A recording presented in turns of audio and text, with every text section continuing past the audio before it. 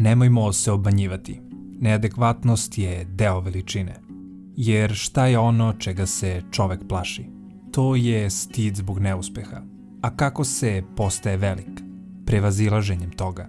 Uspeh se doživljava kao nešto bez mane, dok je realnost potpuno drugačija. Uspeh je zbir neuspeha koji nas nisu naterali da odustanemo, već su nas naučili da probleme sagledamo iz drugog ugla. Uspeh je pokazatelj neumoljivog duha, jer mnogo je ljudi sa izvanrednim talentima, koji odustaju samo zato što mogu ispasti smešni na početku. Nesrećni su oni koji se ne osmele da pokušaju, zbog stida da ne ispadnu smešni.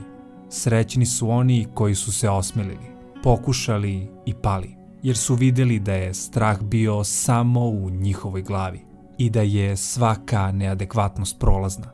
Svako je nespretan na početku, a zbog tog straha mnogi odustanu pre nego što postanu dobri.